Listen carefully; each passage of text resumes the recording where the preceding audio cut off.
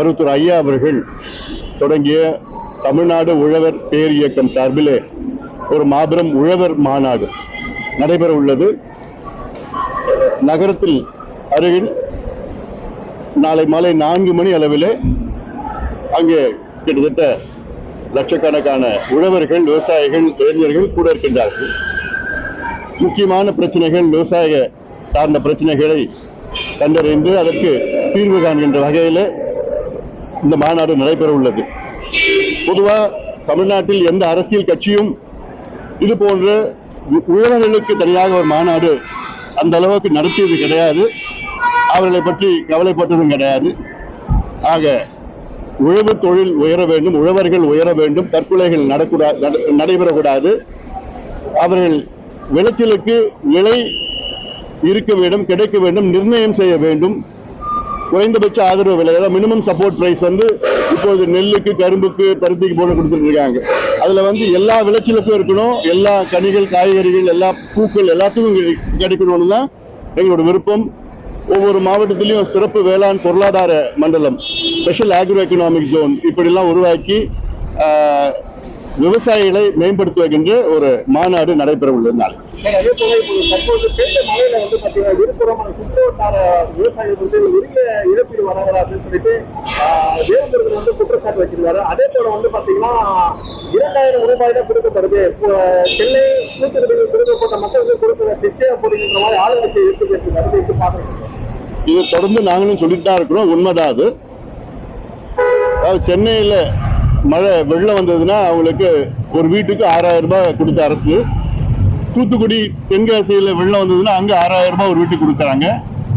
ஆனா வட தமிழ்நாட்டில் குறிப்பா கடலூர், திருவண்ணாமலை, விழுப்புரம், கள்ளக்குறிச்சி, தர்மபுரியில வெள்ளம் வந்ததுன்னா 2000 ரூபாய் ஒரு வீட்டுக்கு கொடுக்குறாங்க. அந்த 2000 ரூபாயும் ஆளுங்கட்சியை சார்ந்தவர்கள் தான் கொடுத்துட்டு இருக்கிறாங்க. சரியான முறையில அது பணம் போய் சேரல. அந்த 2000 ரூபாய் போதுமானது கிடையாது. அதாவது வெள்ளம் வந்தது காரணமே திமுக அரசினால தான். அதாவது வெள்ளம்னா நான் சொல்றது சாத்தனூர் அணையை இரவு விடிய காலை 2:30 மணிக்கு முன் அறிவிப்பு இல்லாமல் திறந்த காரணத்தால் தான், திறந்ததுன்னா 1,70,000 கனஅடி ஒரு வினாடிக்கு திறந்த காரணத்தால் தான் தூங்கி இருந்த மக்கள் வெள்ளம் வந்தனால அவங்க உடைமைகள் எல்லாம் இழந்து வெளியேறிட்டாங்க. அதை பல முறை சொல்லியிருக்கிறேன் நான். அதில் முதலமைச்சர் ஸ்டாலினுக்கு பார்த்தா வட தமிழ்நாட்டு மக்கள் மீது ஒரு பாரபட்சம், வட தமிழ்நாடு மக்கள் பிடிக்காது நினைக்கிறேன் முதலமைச்சருக்கு. அதே போன்று இன்னொரு சம்பவம் சொல்றது, இப்போ மதுரையில் அங்க மேலூர் பக்கத்துல டங்ஸ்டன் நிலக்கரி சுரங்கம் எடுப்பதற்காக கிட்டத்தட்ட 5000 ஏக்கர் நிலம் எடுப்பதற்காக திட்டமிட்டு இருக்கிற மத்திய அரசு, மாநில அரசும் சேர்ந்து நான் சொல்லிட்டு இருக்கிறேன். அதை இப்போ மக்கள் போராட்டத்தினால எங்களை போன்ற கட்சிகள் சொல்றதுனால இப்ப நிறுத்திருக்குன்னா மத்திய அரசு ஏதோ கொஞ்சம் செய்யற மாதிரி சொல்லிட்டு இருக்கிறாங்க.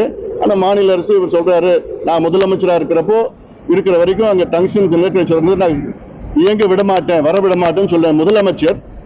இதே கேள்வியை நான் கேட்கிறேன், ஏன் கடலூர் மாவட்டத்தில் என்எல்சி தொடங்குற நிலக்கரி சுரங்கத்துக்கு ஏன் இந்த கோபம் ஸ்டாலினுக்கு ஏன் வரல? மேலூர்ல இருக்கிறதும் விவசாய நிலம் தானே, அங்க 5000 ஏக்கர் விவசாய நிலம், அங்க டங்ஸ்டன் சுரங்கம் வரக்கூடாது. கடலூர்ல முப்போகம் விளைகின்ற அந்த விவசாய மண் அது. ஏற்கனவே என்எல்சி 50,000 ஏக்கர் விளைநிலங்கள் அடிச்சுட்டாங்க. 50,000 ஏக்கர் 1956 இருந்து இன்னும் 50,000 ஏக்கர் அழிக்கிறதுக்கு துடிச்சிட்டு இருக்கிறாங்க. ஏன் முதலமைச்சர் அவர்கள் இனி நாங்கள் தமிழ்நாட்டில் நிலக்கரி சுரங்கம் தொடங்க விடமாட்டோம் என்று ஒரு அறிவிங்களா? இதுவும் தானே நிலம், இதுவும் தானே மக்கள், இதுவும் தானே விவசாயி, இது இந்த மண்ணு தானே நமக்கு சோறு போடுது. மதுரைக்கு ஒரு நியாயம், கடலூருக்கு ஒரு நியாயமா? அங்கே எல்லாமே விவசாய நிலம் தானே. முதலமைச்சர் ஸ்டாலின் இந்த மக்களுடைய வாக்கு மட்டும்தான் வேணும். இந்த மக்கள் எக்கேடு கேட்டாலும் அவங்களுக்கு அவர் கவலை படுற மாதிரி தெரியல எனக்குலாம். அதே போல இப்ப நம்ம பாராளுமன்றம் கொடுத்துறாங்க, மலையாள பாதிக்கப்பட்ட மக்களுக்கு மத்திய அரசு நிதி நடவடிக்கை பாமக எடுத்துருக்கோம். இது குறித்து நாடாளுமன்றத்தில் பேசியிருக்காங்க. நாடாளுமன்றம் நடந்ததுன்னு பேச முடியும். காலையில போனவொன்னு அட்ஜன் கிட்டத்தட்ட 4 வாரமா அட்ஜன் பண்ணிட்டாங்க. ஏதோ 2 நாள் ஒரு விவாதம் பண்ணாங்க. அதாவது இந்த அரசியல் சாசன விவாதம் நடந்தது, 2 நாள் நடந்தது. அது மட்டும்தான் நடந்தது. அதுலதான் என்னால பேச முடிஞ்சது. அதுல பேசலாம் நீங்க பார்த்திருப்பீங்கன்னு நினைக்கிறேன். நான் சமூக நீதி சம்பந்தமா பேசுறேன். நான் நாடாளுமன்றத்தில் பேசுறேன். நான் தமிழர்கள் மீனவர்கள் சம்பந்தமா பேசுறேன். நான் ஜாதி வாரி கணக்கெடுப்பு நடத்தணும்னு மத்திய அரசு வலியுறுத்துறேன். நான் அந்த கிரீமி லேயர்னு ஒன்று இருக்கக்கூடாதுன்னு சொல்லிட்டு இருக்கிறேன். நான் இடஒதுக்கீட்டுல 50 விழுக்காடு அதுக்கு மேல கொண்டு வரணும், அதை உச்சவரம்பு இருக்கக்கூடாதுன்னு பேசியிருக்கிறேன். நாடாளுமன்றத்தில் நான் பேசியிருக்கிறேன். ஒவ்வொருத்தரும் ஒவ்வொரு சொல்றாங்க. நான் அந்த நேரத்துல நான் இல்ல, நான் அங்க எல்லாமே தள்ளுமுள்ள நடந்தது அங்க, அதனால நாங்க இல்ல. சரி, அதே போல நான் சூரிய வார்த்தையிலிருந்து ஏஐ மூலமா திருப்பி வெளியிடப்பட்டதுன்னு சொல்லிட்டு அமித்ஷா சொல்லியிருக்காங்க. அதாவது அண்ணல் அம்பேத்கர் அவர்கள் எங்கள் கட்சியினுடைய கொள்கை வழிகாட்டி, ஐடியலாம். திமுக தொடங்கி 1949 திமுக கட்சி தொடங்கினாங்க. எங்க கட்சியை நாங்க 1989 தொடங்கணும், 40 ஆண்டுகளுக்கு பிறகு தொடங்கணும். அந்த இடைக்கால 40 ஆண்டுகள்ல திமுக ஒரே ஒரு முறை கூட அண்ணல் அம்பேத்கர் பத்தி பேரை பத்தியோ வார்த்தை சொன்னது கிடையாது. இப்போ ஏதோ அரசியலுக்காக வாக்குகளுக்காக சொல்லிட்டு இருக்கிறாங்க, அவ்வளவுதான். பாட்டாளி மக்கள் கட்சி எங்களுடைய கொள்கை வழிகாட்டி மட்டும் கிடையாது, எங்களுடைய அதாவது எங்கள் அண்ணல் அம்பேத்கர் அவர்களும் சரி, தந்தை பெரியார் அவர்களும் சரி, புரட்சியாளர் கார்ல் மார்க்ஸ் 3 பேரும் தான் எங்கள் வழிகாட்டி, கொள்கை வழிகாட்டி, ஐடியலாக்ஸ். எங்களுடைய வீட்டுல அண்ணல் அம்பேத்கர் சிலை வச்சிருக்கிறோம். இது திமுக நிர்வாகிகளோ முதலமைச்சரோ மற்ற நிர்வாகிகள் யாராவது வீட்டுல சிலை வச்சிருக்காங்களா? அதெல்லாம் இல்லை. அது எவ்வளவு சொல்லிக்கலாம். ஒரே நாள்ல 7 அம்பேத்கர் சிலையை நாங்க நிறுவி இருக்கிறோம். 100கணக்கான அம்பேத்கர் சிலை இது வரைக்கும் நாங்க பாட்டாளி கட்சி மருத்துவர் ஐயா நிறுவி இருக்கிறாரு. இப்படி எல்லாம் இந்த நேரத்துல அம்பேத்கர் அவர்களை பற்றி யார் இழிவா பேசினாலும் அதை நான் கடுமையா நாங்க கண்டிக்கிறோம். அது தப்பு. யார் பேசினாலும் சரி, எவ்வளவு பெரிய பொறுப்புல இருந்தாலும் சரி, தப்பு அது. ஆனாலும் இப்பொழுது அண்ணல் அம்பேத்கர் பேரை வச்சுக்கிட்டு இவங்க சும்மா அரசியல் பண்ணிட்டு இருக்கிறாங்க எல்லாமே, அவ்வளவுதான். உண்மையிலேயே அவருடைய கொள்கையை யாரும் கடைபிடிக்கிறது கிடையாது. அவருடைய சமூக நீதி கொள்கையை யாரும் கடைபிடிக்கிறது கிடையாது. அப்படி கடைபிடிக்கிற திமுக இருந்ததுன்னா இந்நேரம் நான் சொல்ற பிரச்சனை எல்லாம் ஒண்ணு எடுத்து தீர்த்து இருக்கணும்.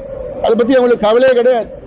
அதே போல தற்போது வெள்ளை நீதிமன்றம் அருகில் ஒருத்தர் கொடூரமா கொலை செய்யப்பட்டிருக்காரு. இந்த சம்பவத்தை நீங்க எப்படி பாக்குறீங்க? இது கடுமையா நாங்க கண்டிக்கிறோம்.